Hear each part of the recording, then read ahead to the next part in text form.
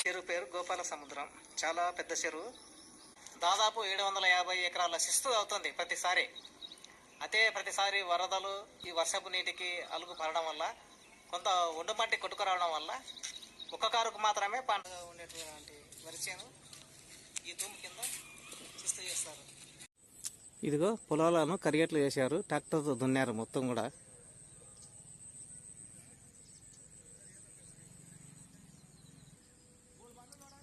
అదిగో అక్కడ తుకాలు పోసారు. వరి నారు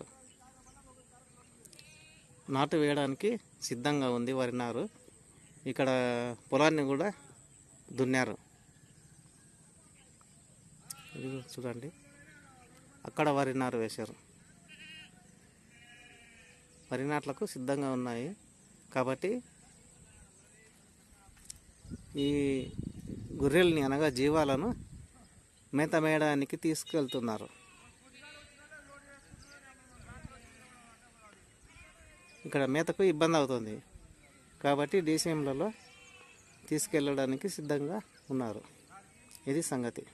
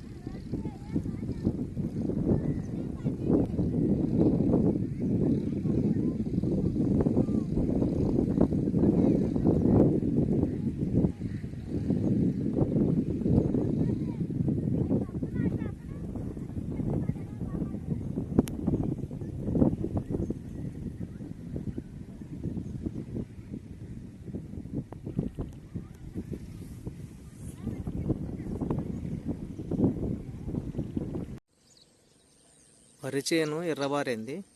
కోత సమయానికి వచ్చింది. రేపో మాపో కోయడానికి సిద్ధంగా ఉంది. గత 4 నెలల క్రితం వేసిన వరి చేను ఇప్పుడు రైతుకు లాభం చేకూర్చే విధంగా ఉంది.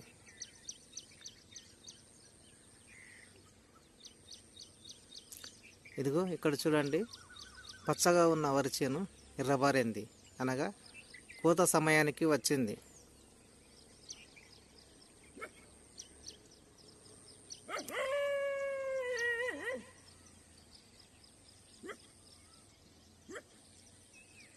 ఇక్కడ చూడు, చేను ఎర్రబారింది.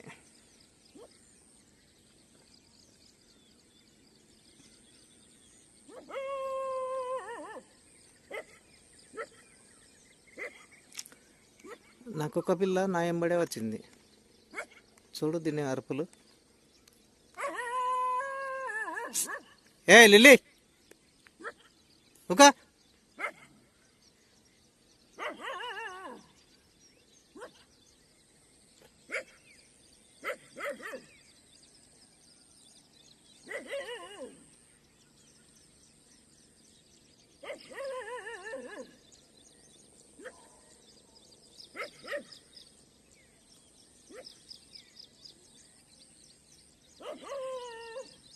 ఇక్కడ వరి చేను కోసినట్లున్నారు. స్కూల్ గ్రౌండ్లో కుప్ప పోసారు, వరి కుప్ప. ఇదిగో చూడండి, అక్కడ ఉన్న వరి చేను కోస్తే ఈ స్కూల్ గ్రౌండ్ మొత్తం పూర్తిగా ఆక్యుపై అవుతుంది. ఇక్కడ చూసిన వరి కుప్పలే మొదలవుతాయి ఇంకా ఈ వారం రోజుల్లో.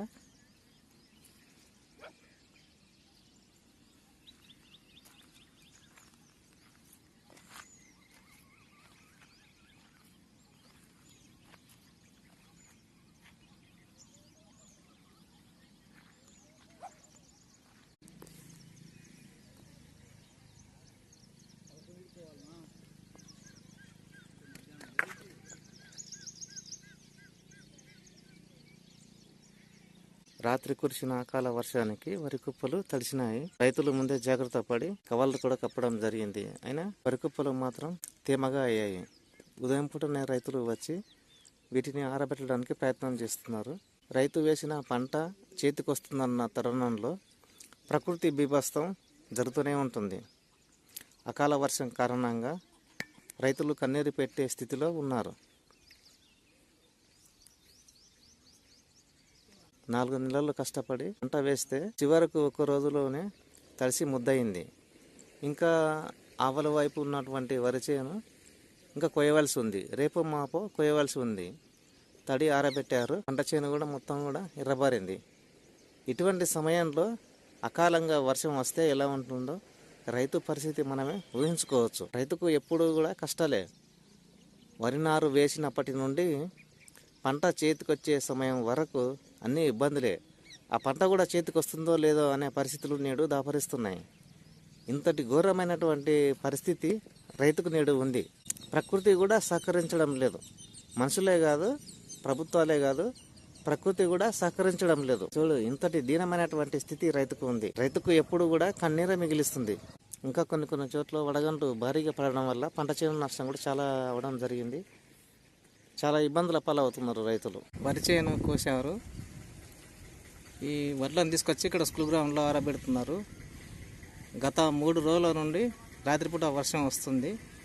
ఈ కారణంగా ఆరబెట్టినటువంటి వడ్లు అన్నీ కూడా తడిసిపోతున్నాయి. అందుకే రైతులు ఉదయం పూట వచ్చి మళ్ళీ ఆ తేమను తొలగించడానికి ఆరబెడుతున్నారు. పంట చేతికి వస్తున్న తరుణంలో ఈ ప్రకృతి వలన కలిగే నష్టం చాలా విచారకరం. ఇదిగో చూడండి, రైతులు గత 4 నెలల నుండి ఎంతో కష్టపడి వేసినటువంటి పంట చేతికొచ్చింది. కానీ అకాల వర్షం కారణంగా ఈ రైతులు నష్టపోవాల్సి వస్తుంది. ఇదిగో చూడండి, ఆ తేమను ఆరబెట్టడానికి రైతులు చాలా కష్టపడుతున్నారు. ఈ స్కూల్ గ్రౌండ్లో చాలామంది రైతులు వడ్లను ఆరబోసారు తేమను తొలగించడానికి.